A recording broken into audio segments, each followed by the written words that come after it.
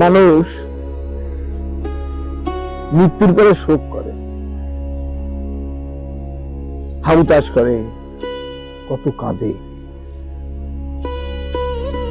যে আমার প্রিয়জন আমার চলে গেছে আমাকে ছেড়ে। স্বামী গেলে স্ত্রী তার পরিবার চিৎকার করে করে ক্রন্দন করে করে বলে আমি আমাদের কোথায় চলে। মা বাবা বিয়োগ হলে পরে সন্তান কাঁদে, আমরা কি করব, তুমি আমাকে ছেড়ে কোথায় গেলে।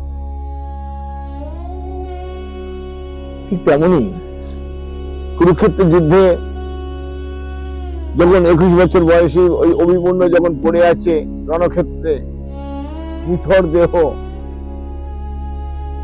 উত্তরা এসে তখন চিৎকার করে কাঁদছে আর বলছে, বিলাপ করতে করতে বলছে, হে গোবিন্দ, হে আমাদের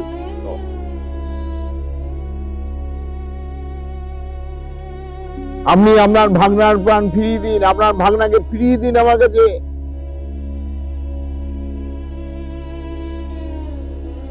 আমি কাকে নিয়ে থাকবো? ভগবান কৃষ্ণ বললেন, উত্তরা তুমি কাকে ভালোবাসছে? অভিমন্যুর দেহটাকে না, অভিমন্যু। উত্তরা বুঝতে আর দেরি হলো না। কারণ তুমি যদি দেহকে ভালোবাসো, দেহটা তো আজ নয় কাল একদিন এই দেহটা তো নষ্ট হবে। কিন্তু অভিমন্যু যে আত্মা, তার তো মৃত্যু নেই, সে আগেও ছিল, এখনো আছে, পরেও।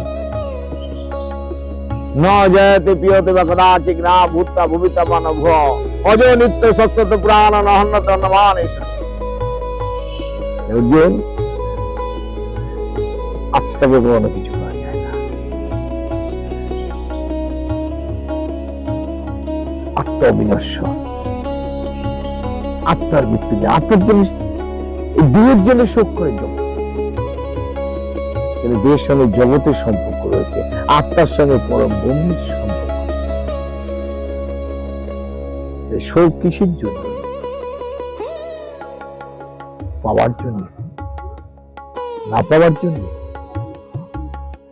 জয় মা, জয় ঠাকুর শ্রী রামকৃষ্ণ।